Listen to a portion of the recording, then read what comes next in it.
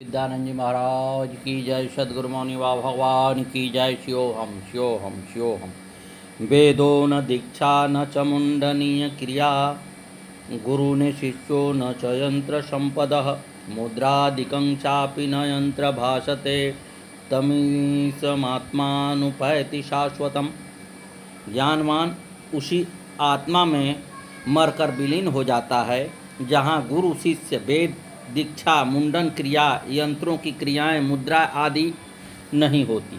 ये सब संस्कार एवं कर्मकांड केवल अज्ञानी के लिए ही होते हैं। आत्मज्ञान को उपलब्ध हुआ व्यक्ति इस सब से मुक्त हो जाता है। न शाम्भवां शक्तिमका न संभवां शक्तिकमानवं नवां, पिंडे च रूपे च यदादिकं नवां, आरंभिमित्यष्टि घटादिकं च नो, तमिसात्मानमुपैति शाश्वतम्। योगी लोग संभावी एवं शक्ति चालिनी मुद्राओं द्वारा कुंडली जागृत करके ईश्वर प्राप्ति की विधि अपनाते हैं, किंतु दत्तात्रेय जी कहते हैं कि ज्ञानी उस आत्मा को प्राप्त होता है जो ईश्वर स्वरूप और शाश्वत हैं। उसमें न शांभवी एवं शक्तिचालिनी मुद्राएं ही हैं, न वह बिंदु स्वरूप है, न उसका कोई रूप है, न उसके पांव ही हैं जिससे वह चलता है।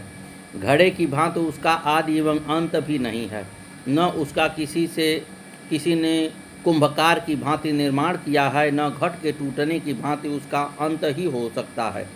यह भ्रांति अज्ञानियों की है तथा वे ही ये क्रियाएं करते हैं। ज्ञानी इस सब से मुक्त हो जाता है।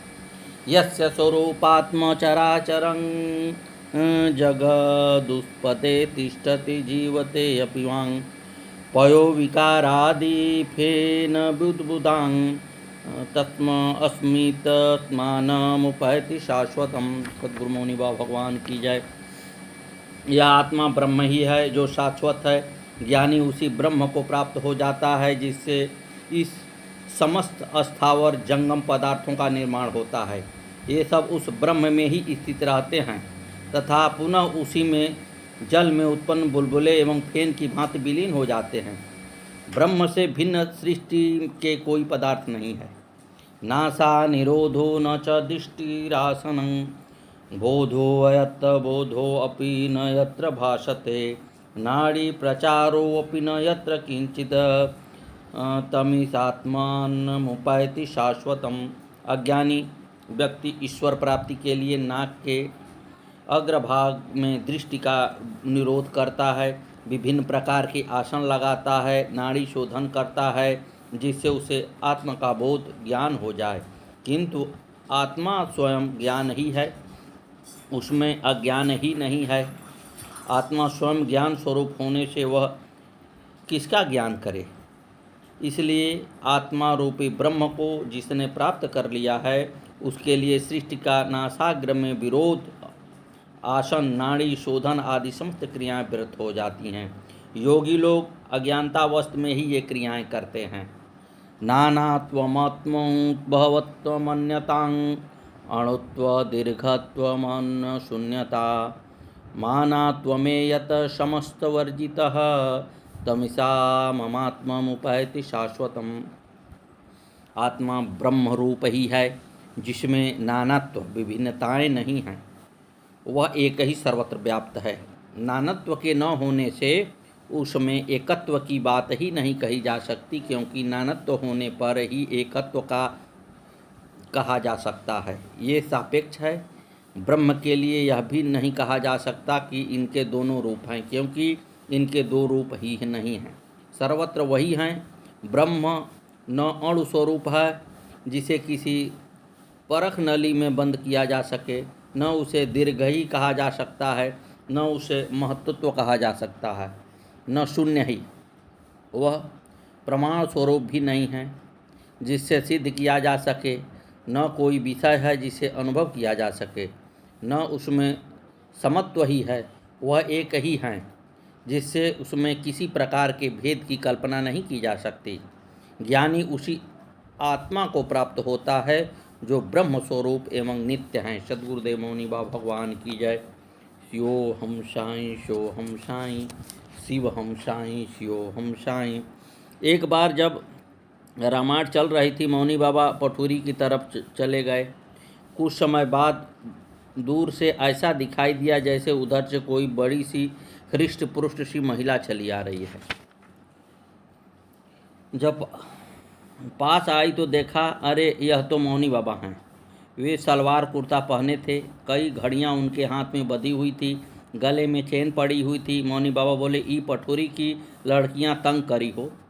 दूसरे दिन मौनी बाबा उनकी घड़ियां और चैन लौटा गए। उन दिनों विवाह आदि के अवसर पर लड़कियों को घड़ी और चैन इत्यादि देने का प्रचलन था। वे इन्हें मौनी बाबा को पहना देती और बाद में प्रसाद रूप में स्वयं पा लेती।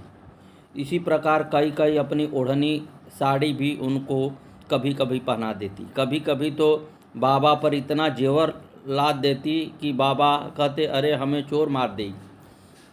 सदगुरुदेव भगवान की जय। देवू सदगुरु मौनी बाबा से गुरुमंत्र चाहते थे, परंतु सीधे सीधे स्पष्ट शब्दों में कहते न थे। वे मौनी बाबा से इस प्रकार निवेदन करते, अरे हमें तो कुछ मिला ना। एक दिन ऐसे ही कह रहे थे तो मौनी बाबा हंसकर बोले, अरे ला तो हम तो को दे दें। उन्होंने फिर देवू को गुरुमंत्र दिया, कान पकड़कर कान में। देवू रात को भजन किया करते थे। मौनी बाबा कभी रोज़ तो कभी 2-4 दिन पर आ जाया करते दर्शन देने। एक दिन वह अपने ट्यूबवेल के पास कट्टे के पेड़ के नीचे लेटे थे। मन में ख्याल घूम रहा था, देख लो अब कई दिन हो गए बाबा आए नहीं। पलट कर देखा तो आ रहे थे। आकर बोले, अरे सुना, ऐसन जिद ना करी हो, महात्मा के तंग ना करी। वे धूप में चलकर आए थे, पसीने से तरबतर थे। वे देबू से बोले, अरे कुछ लाई हो चूना फूना। देबू काला पेंट ले आए। मौनी बाबा ने काला पेंट देखा तो बोले, अरे लाल क्यों ना लाई हो, चला अब यही से लिख देते। उन्होंने वहीं ट्यूबवेल पर दीवारों पर लिखा, शिवोहम सोहम प्रज्ञान ब्रह्म तत्वमस्मि अयमात्मा ब्रह्म। उन्होंने कुछ दोहे भी लिखे जो इस प्रकार हैं, लीक लीक सबही चले कायर और कपूत, बिना लीक तीनों चले शायर सिंह सपूत। आय नियरे पूछत नहीं राम कृष्ण गोविंद, कवल बाँस संसार को भयो मोतिया बिंद। गुरु को मानस जानते ते नर कहियो अंध, यहाँ दुखी संसार में आगे यम के फंद। सदगुरु मौनी बाबा भगवान की दे।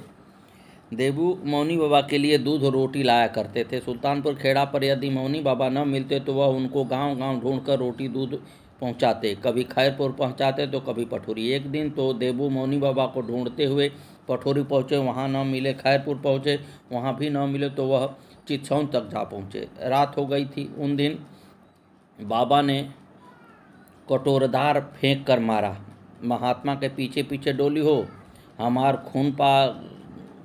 खून पी हो। अरे तेरी दूध रोटी के पीछे हम वहीं बैठल रही, वहीं मिल जाई तो ठीक, वरना घर लौट जाई।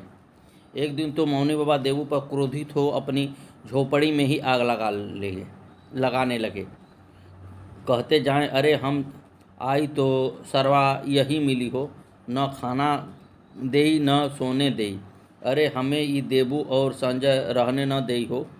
ये आग लगा रहे थे। आसपास के खेतों में कुछ किसान हल चरा रहे थे। वह सब दौड़कर आए और हाथ जोड़कर मौनी बाबा को रोका। देवू ने सोचा, मैं तो आपको गुरु मान चुका हूँ, यदि आप मुझसे तंग हो गए तो अब नहीं आऊँगा। देवू ने कान पकड़कर मौनी बाबा से क्षमा मांगी। देवू तो वे थे ही। बाद में उन्होंने स्वयं ही रघुराज सिंह से कहलवाया, अरे देवू से कह दी हो हम ओसे नाराज ना होई हो। जब रघुराज सिंह ने देवू से यह बात बताया तो सुनते ही वह खुश हो गए और फिर आ गए दूध रोटी लेके। सतगुरुदेव भगवान की जय। कभी कभी तो देवू और संजय रात भर मौनी बाबा की चारपाई के पैताने ही सो जाते। बाबा उन्हें डांटते, यहाँ सांप हुई हो ताकि खा जाई हो। देवू और संजय कहते, तो खा जाने दो। तब मौनी बाबा डांटते, अरे भागा हो, और उन्हें भगा देते। कभी कभी मौनी बाबा इस प्रकार डराते, वहाँ से भाग जाई हो, यहाँ एक खाऊं खाऊं की आवाज़ करी हो, परंतु ये दोनों डर के भागते न थे जब तक कि मौनी बाबा इन्हें डांट कर नहीं भगाते थे। सद्गुरुदेव भगवान की जय। एक दिन मौनी बाबा देबू से बोले, महात्मा तो आकाश में उड़ जा लें, तू थोड़े ही उड़ जाई। फिर रुक कर बोले, अरे हम मंत्र बता देई तो तू ही उड़ जाई। उन्होंने देबू को उड़ने का मंत्र तो न बताया, परंतु सांप तथा मधुमक्खी न आवे अथवा न काटे इसका मंत्र अवश्य बताया। सद्गुरुदेव भगवान की जय। एक दिन मौड़ी वाले स्वामी हंसानंद जी, माता रामरती जी मौनी बाबा के दर्शन करने सुल्तानपुर खेड़ा आए और दिन पीछे वापस गए। देबू उनको कुछ दूर तक पहुंचाने गए और फिर प्रेम बस साथ साथ में मौड़ी तक भी चले गए। रात में जब शिशुपाल दादा मौनी बाबा के लिए दूध लेकर आए तो वे सब जानने वाले और सबको निरंतर देखने वाले मौनी बाबा उनसे बोले, देबू का दिमाग खराब हो गई हो, हुकुम सिंह को छोड़ने मौड़ी तक गई हो, क्या उसके घर कुनबा के हुई हो। अगले दिन जब देबू मौनी बाबा के पास पहुँचे तो उन्होंने इन्हें भी डांटा, हुकुम सिंह का तेरे घरे कुनबा का हुई हो जो पीछे पीछे डोली हो। सद्गुरुदेव भगवान की जय। श्री मौनी बाबा भगवान की जय। आगे की कथा कल।